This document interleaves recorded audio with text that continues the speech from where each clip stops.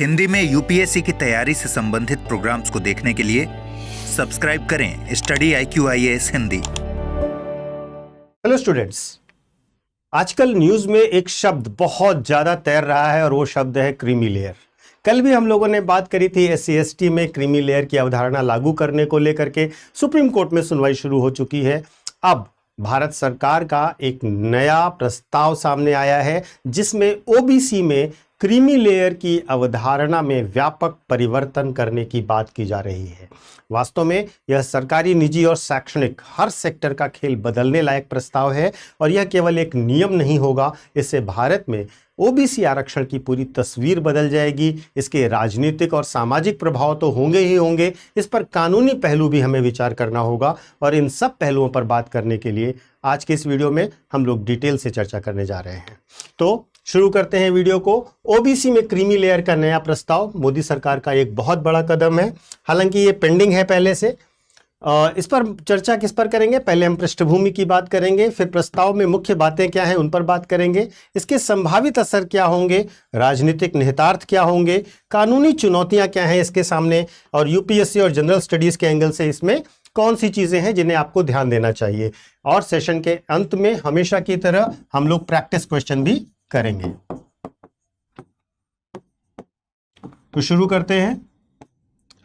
Video को शुरू करने से पहले हमेशा की तरह मैं आपको अपना टेलीग्राम चैनल बताता हूं जिसे आप ज्वाइन कर सकते हैं, UPSC मेंटर पंकज सर। और इस टेलीग्राम चैनल पर आपको सभी वीडियोस के लिंक मिल जाएंगे हमारे, और साथ ही साथ अगर आपको PDF चाहिए तो वो भी यहां पर अवेलेबल होंगे।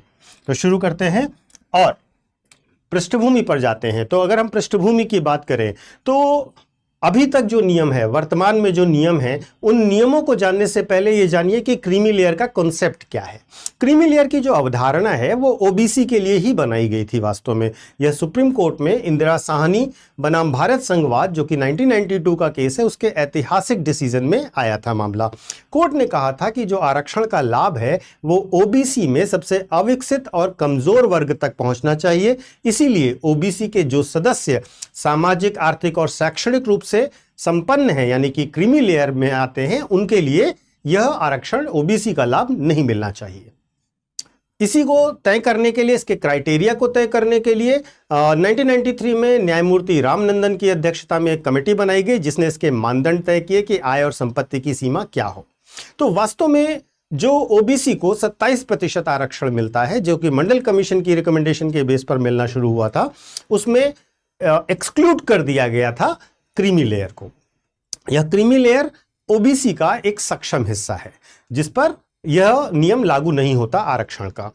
अभी क्या है, वास्तव में वर्तमान नियमों के मुताबिक यह है कि कोई भी OBC परिवार जिसकी वार्षिक आय 8 लाख या उससे अधिक है तो वह क्रीमी लेयर में आता है। साथ ही सरकारी सेवाओं में ग्रुप A और कुछ ग्रुप B पदों पर बैठे लोगों के परिवार भी इस श्रेणी में आते हैं, चाहे उनकी आय कितनी भी हो। यानी कि अगर वे 8 लाख का क्राइटेरिया नहीं पूरा करते हैं तो भी वो क्रीमी लेयर में आते हैं। समस्या यह है कि अलग अलग सेक्टर में पद समकक्षता यानी कि इक्विवेलेंस स्पष्ट नहीं है। जैसे कि मैंने बताया, प्राइवेट सेक्टर में, एजुकेशन सेक्टर में पद समकक्षता स्पष्ट नहीं है। सरकारी विभागों, सार्वजनिक उपक्रमों, विश्वविद्यालयों, निजी कंपनियों में उच्च पद की परिभाषा अलग अलग है। और यही वह जगह है जहां पर मोदी सरकार एक नया प्रस्ताव लेकर आई है।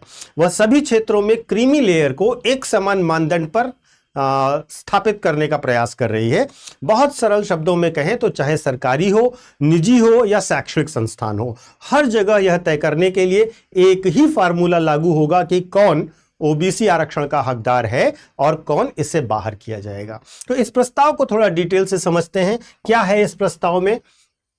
इस प्रस्ताव में सबसे पहले एक समान मानदंड स्थापित किया जाएगा, यानी कि अब सरकारी विभाग, सार्वजनिक उपक्रम, विश्वविद्यालय और निजी कंपनियां, सब जगह क्रीमी लेयर का फार्मूला एक ही होगा। पद समकक्षता जो बड़ा मुद्दा उठता है उसको भी समझिएगा। वास्तव में विश्वविद्यालयों में जो प्रोफेसर और एसोसिएट प्रोफेसर्स होते हैं उनको ग्रुप A के बराबर नहीं माना जाता था। तो क्या होता था कि उनके बच्चे जो हैं वो OBC क्रीमी लेयर में नहीं आते थे और उन्हें आरक्षण का लाभ मिल जाता था। तो विश्वविद्यालयों में प्रोफेसर और एसोसिएट प्रोफेसर को ग्रुप A में माना जाएगा। जो पब्लिक एंटरप्राइजेज हैं, जो सार्वजनिक उपक्रम हैं, उसमें एग्जीक्यूटिव स्तर के अधिकारी भी ग्रुप ए के समान गिने जाएंगे। और निजी क्षेत्र में उच्च पद की परिभाषा आय के आधार पर होगी, पद नाम के आधार पर नहीं, कि वो कितनी इनकम जनरेट करते हैं उसके आधार पर तय किया जाएगा। देखिए, आय सीमा जो है वो वार्षिक पारिवारिक आय जो तय की गई है क्रीमी लेयर में लाने के लिए, वो 8 लाख रुपए वार्षिक है, जिसे भविष्य में बढ़ा करके 12 लाख तक करने पर विचार किया जा रहा है। इसके लिए कई सारे डिपार्टमेंट सरकार की और मिनिस्ट्रीज मिलकर काम कर रहे हैं, जैसे कि सामाजिक न्याय मंत्रालय है, डीओपीटी है, शिक्षा मंत्रालय है, श्रम मंत्रालय है, सार्वजनिक उपक्रम विभाग है, national commission for backward classes है। वो सब मिलकर के इस का स्टैंडर्ड तय कर रहे हैं। अब ये तो हो गया मुद्दा। अब इसका असर क्या पड़ेगा? असर सबसे पहला ये पड़ेगा कि लाभ का सही लक्ष्यीकरण होगा, यानी कि वे ओबीसी फैमिलीज जो असल में आरक्षण के हकदार हैं उन्हें ही आरक्षण का लाभ मिलेगा, सभी को आरक्षण का लाभ नहीं मिलेगा। दूसरा, भ्रष्टाचार और दुविधा में कमी आएगी। अलग अलग सेक्टर में अलग अलग नियम होते हैं और इसकी वजह से भ्रम की स्थिति बनती है और बहुत सारे लोग इसका नाजायज फायदा भी उठाते हैं। ये धीरे धीरे समाप्त हो जाएंगे। इसके साथ साथ निजी क्षेत्र में पारदर्शिता भी आएगी, क्योंकि अब आय के आधार पर सीधा मूल्यांकन किया जाएगा निजी क्षेत्र में। पद नाम की आड़ में नियम तोड़ने की गुंजाइश खत्म हो जाएगी। तो ये एक बहुत सकारात्मक पहलू है, लेकिन इसके नकारात्मक पहलू भी हैं, इसके नेगेटिव एस्पेक्ट्स भी हैं। कई ओबीसी परिवार जो उच्च आय सीमा के पास हैं वो आरक्षण से बाहर हो जाएंगे और इससे उनमें असंतोष बढ़ सकता है। साथ ही साथ निजी क्षेत्र में आय का सही आकलन करना बहुत कठिन होता है, क्योंकि वेतन संरचना और भत्तों में पारदर्शिता की कमी होती है और ये ज्यादातर पब्लिक डोमेन में नहीं आते हैं। विश्वविद्यालय और सार्वजनिक उपक्रम की अगर हम बात करें तो पद समकक्षता में इसको लेकर विवाद हो सकते हैं कि कौन से पद ग्रुप ए के बराबर माने जाएंगे, और इस पर फ्यूचर में कानूनी चुनौतियां भी आ सकती हैं। अब हम बात करें कि इसके राजनीतिक निहितार्थ क्या होंगे। देखिए, ओबीसी एक बहुत बड़ा वोट बैंक है, भारत का बहुत बड़ा वोट बैंक, इनफैक्ट सबसे बड़ा वोट बैंक है। तो ओबीसी की आबादी लगभग 40-45% है और ये अंदाजन है, क्योंकि अभी कास्ट बेस्ड सेंसस इस बार होगा और ये किसी भी चुनाव में बहुत ही निर्णायक होते हैं। सरकार को उम्मीद है कि अगर सच में जरूरतमंद ओबीसी को इसका लाभ मिलेगा तो समुदाय का समर्थन मिलेगा। लेकिन अगर हम बात करें तो उच्च पदों पर मौजूद जो ओबीसी वर्ग है वो इसे अधिकारों की कटौती के रूप में भी देख सकता है और इससे राजनीतिक दल जो विरोध में है, विपक्ष में है, वो इसका फायदा उठाने की कोशिश अवश्य करेंगे। इससे भविष्य की बहस भी शुरू होगी, क्योंकि सुप्रीम कोर्ट अभी कल ही मैंने आपको बताया कि SC/ST में क्रीमी लेयर की अवधारणा लाना चाह रहा है, जिससे आरक्षण की नीति का पूरा ढांचा ही ओबीसी को लेकर के, SC को लेकर के, ST को लेकर के, अनुसूचित जाति जनजाति, ओबीसी सबको लेकर के पूरा आरक्षण का संरचना ही चेंज हो जाएगी भविष्य में। अब इस पर कानूनी चुनौतियां भी हमें देखनी चाहिए। सबसे पहला विवाद जो आने की संभावना है वो है पद समकक्षता का। विश्वविद्यालय हो, सार्वजनिक उपक्रम हो, वहां पर किसको हम माने कि ये ग्रुप ए का पद है, इसको लेकर के विवाद अवश्य होगा, अदालत तक मामला जा सकता है। दूसरा, आय की गणना में पारदर्शिता नहीं होती है, क्योंकि निजी क्षेत्र और स्वरोजगार वाले जो ओबीसी परिवार हैं वो वास्तविक आय का आकलन नहीं करने देते, वो सही बात नहीं बताते और इससे न्यायिक चुनौती का एक बड़ा मुद्दा बन सकता है। तीसरा, समानता और भेदभाव की बहस, समानता बनाम भेदभाव की बहस बड़ा मुद्दा बनेगी। कुछ प्रभावित वर्ग यह दलील भी दे सकते हैं कि यह संशोधन उनके अधिकार छीनने जैसा है, जो अनुच्छेद 14 यानी कि समानता के अधिकार का उल्लंघन है। सभी ओबीसी हैं और सभी समान हैं, इस अधिकार का उल्लंघन करता हुआ पाया जाएगा, ऐसी भी संभावना है। और SC/ST पर बहस में भी यह मुद्दा आ सकता है। सुप्रीम कोर्ट पहले से ही SC/ST में क्रीमी लेयर लागू करने की सुनवाई कर रहा है। अब इसका फैसला इस बहस को भी अप्रत्यक्ष रूप से प्रभावित करेगा। अगर हम राजनीतिक पूर्वानुमान की बात करें तो ओबीसी की राजनीति में पुनर्संतुलन स्थापित होने की संभावना है। जो वर्ग इस बदलाव से लाभान्वित होंगे वे उसे सकारात्मक सुधार मानेंगे और जो बाहर हो जाएंगे वे राजनीतिक रूप से इसका सक्रिय विरोध भी करेंगे। ओबीसी वोट बैंक वास्तव में असली जरूरतमंद बनाम पहले से सक्षम के बीच में टकराव की एक स्थिति लेकर के आ सकता है। और इसके साथ साथ एक बड़ा मुद्दा यह है कि जो क्रीमी लेयर की अवधारणा है वो राज्य अपने हिसाब से और केंद्र अपने हिसाब से तय करता है। अब केंद्र और राज्य के बीच में टकराव का एक नया ग्राउंड भी तैयार हो सकता है और जब केंद्र एक समान क्रीमी लेयर की अवधारणा लेकर के आएगा, तो कुछ राज्य अवश्य ही इसे संघीय ढांचे के साथ टकराव की स्थिति के रूप में देखेंगे। तो भविष्य में हमें यह जरूर देखना होगा कि यह मॉडल अगर सफल हो जाता है तो आरक्षण की नीति के अन्य हिस्सों जैसे कि ईडब्ल्यूएस, SC, ST, इन सब में भी समान लक्ष्य निर्धारण का दबाव बढ़ता चला जाएगा। तो इसके विभिन्न एंगल हैं जिन पर हमने बात करी। अब हम सीधे सीधे उस एंगल पर बात करते हैं कि संविधान और यूपीएससी से ये कैसे कनेक्टेड है। तो अनुच्छेद 15 का 4 देखिए, सामाजिक और शैक्षणिक रूप से पिछड़े वर्गों के लिए विशेष प्रावधान की बात करता है। 16 का 4 पिछड़े वर्गों के लिए सरकारी नौकरियों में आरक्षण की बात करता है। 102वां संविधान संशोधन अधिनियम 2018 जो national commission for backward classes को संवैधानिक दर्जा देता है, ओबीसी सूची बनाने का अधिकार देता है। इसमें महत्वपूर्ण संस्थाओं से रिलेटेड प्रश्न भी बन सकते हैं, जो जैसे कि एनसीबीसी को लेकर के बन सकता है, जिसमें क्रीमी लेयर को तय करने की इसकी भूमिका महत्वपूर्ण होगी, और डीओपीटी जो कि पद समकक्षता और सेवा वर्गीकरण को लेकर के इसकी भूमिकाओं पर भी प्रश्न बन सकता है।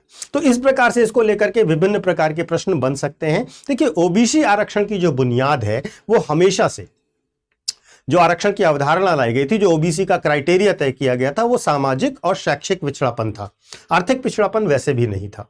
लेकिन क्रीमी लेयर के सिद्धांत ने यह सुनिश्चित किया कि इसका लाभ उन तक पहुंचे जो इसके रियल में हकदार हैं, जिनको यह अधिकार मिलना चाहिए। मोदी सरकार का यह प्रस्ताव जो है वास्तव में केवल एक प्रशासनिक फेरबदल या बदलाव नहीं है, बल्कि आरक्षण की दिशा और मंशा पर भी एक नया प्रयास है। हम कह सकते हैं एक अच्छा प्रयास है। क्या हम अपने संसाधनों को सबसे वंचित तक पहुंचा पाएंगे या नहीं पहुंचा पाएंगे, अब यह मुद्दा बहुत महत्वपूर्ण होने जा रहा है। आने वाले समय में यह फैसला न केवल उन लाखों युवाओं के भविष्य को प्रभावित करेगा, बल्कि भारत में सामाजिक न्याय की परिभाषा को नई दिशा भी देगा।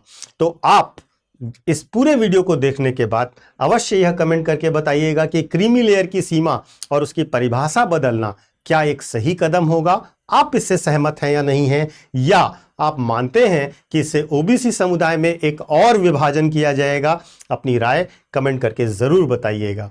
आगे बढ़ते हैं और अगले सेगमेंट में हम आपको बताना चाहेंगे कि एक नया और महत्वपूर्ण घोषणा है आपके लिए। हालांकि कल के वीडियो में भी मैंने आपको बताया था, क्योंकि ये बहुत इंपॉर्टेंट सेल है हमारी।